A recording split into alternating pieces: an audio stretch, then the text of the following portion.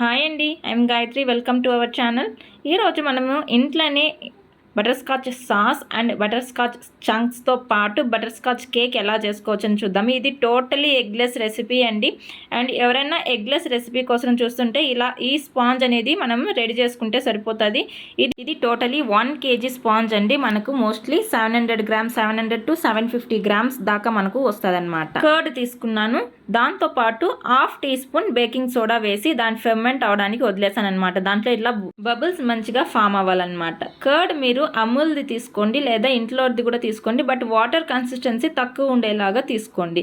ఇప్పుడు నేను 1/2 cup షుగర్ని కొద్దిగా వేసుకొని చల్లించుకొని వేసుకుంటున్నానండి. ఇది నార్మల్ షుగర్ ఇంట్లో ఉన్నదాన్ని మనం మిక్సీలో పౌడర్ చేసేసుకున్నాం అనమాట. దాన్ని యాడ్ చేసుకుంటున్నాను అనమాట. బాగా మిక్స్ అయిన తర్వాతనే మనము ఆయిల్ కూడా యాడ్ చేసుకుంటున్నాం. 1/4 cup ఆయిల్ అనేది యాడ్ చేసి బాగా మిక్స్ చేసుకోవాలి. ఇప్పుడు బాగా ఫ్యాట్స్ మిక్స్ అయిన తర్వాత నేను బటర్ స్కాచ్ ఎసెన్స్ అనేది యాడ్ చేసుకుంటున్నాను. ఇక్కడ మీరు ఏ ఎసెన్స్ అయినా యాడ్ చేసుకోవచ్చండి.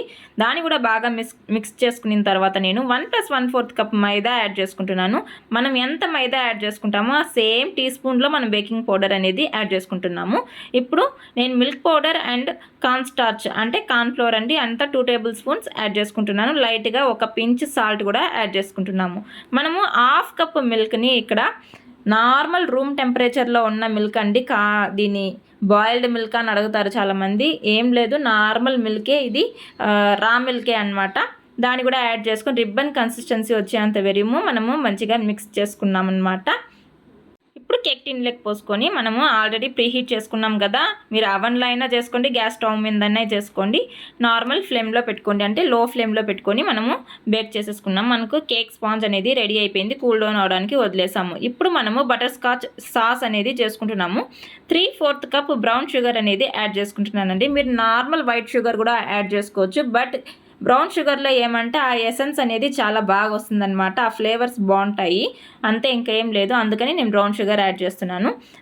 ఇప్పుడు మనము 2 tablespoon బటర్ కూడా యాడ్ చేసుకొని పించ్ సాల్ట్ కూడా యాడ్ చేసుకున్నాం అనమాట.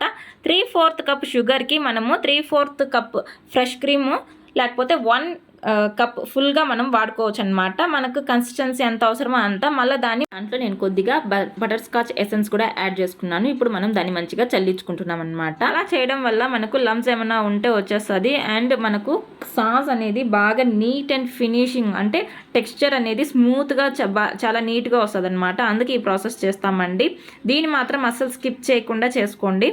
దీంట్లో అయితే చాలా టైం ప్రాసెస్ అయితే పడుతుంది, కొంచెం ఓపిక్గా చేసుకోవాలన్నమాట. ఇప్పుడు నేను బటర్ స్కాచ్ చంక్స్ కోసము క్యాష్యూ నట్స్ అండ్ బాదాంని మంచిగా కట్ చేసుకుంటున్నాను అనమాట.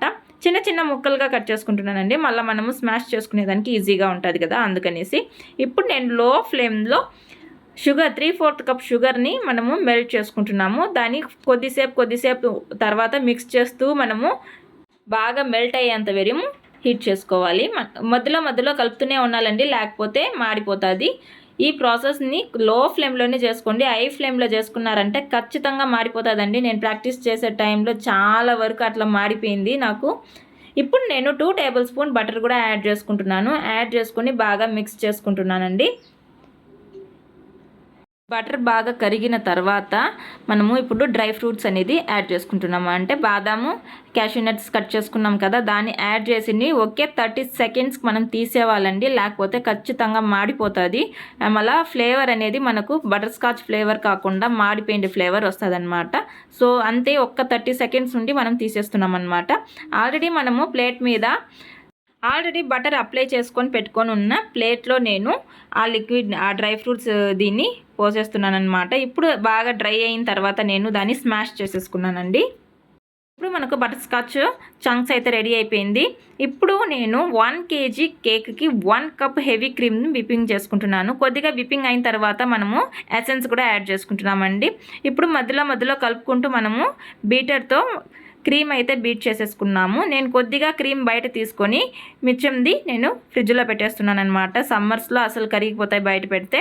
ఇప్పుడు నేను జస్ట్ ఒక 3 to 4 tablespoon వాటర్లో 2 to 3 tablespoon షుగర్ యాడ్ చేసుకున్నాను. దాంట్లోనే కొద్దిగా సాస్ కూడా యాడ్ చేసుకొని మిక్స్ చేసుకొని షుగర్ సిరప్ రెడీ చేసుకున్నానండి.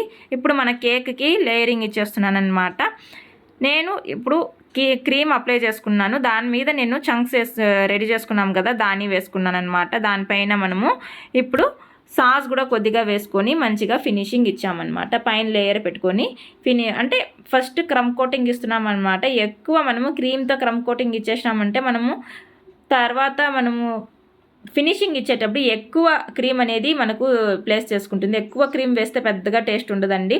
ఇప్పుడు నేను సాస్లో డిజైన్ అనేది చేసుకుంటున్నాను. మీకు కనుక సాస్ బాగా కన్సిస్టెన్సీ థిక్గా ఉంది, థిన్గా చేసుకోవాలి అనుకుంటే హాట్ మిల్క్ అనేది దాంట్లో యాడ్ చేసుకొని బాగా మిక్స్ చేసుకున్నారు అంటే మీకు థిన్ కన్సిస్టెన్సీ అనేది వస్తుంది అనమాట. ఇప్పుడు నేను సింపుల్గా డిజైన్ చేసుకుంటున్నానండి. కస్టమర్కి ఇంట్లో తినడానికే కావాలి. సో నేను డిజైన్ మీద ఎక్కువ కాన్సన్ట్రేట్ అయితే చేయలేదు. నాకు మధ్యలో లైట్ కూడా వెళ్ళిపోయింది. సో ప్లీజ్ నెగ్లెక్ట్ చేసుకోండి. ఇప్పుడు నేను మధ్యలో సింపుల్గా డెకరేషన్ అయితే చేసేసుకుని బటర్ స్కాచ్ కేక్ అయితే రెడీ చేసుకున్నాను. మీరు ఈ బటర్ స్కాచ్ కేక్కి ఎంత ప్రైస్ ఇస్తారు అనేది నాకు కమెంట్ చేయండి. అండ్ ఈరోజు అయితే మీకు ఈ వీడియో నచ్చినట్లయితే please do like, share and subscribe. And ఏమైనా డౌట్స్ ఉంటే నా కమెంట్ సెక్షన్లో కమెంట్ చేయండి. Thank you for watching.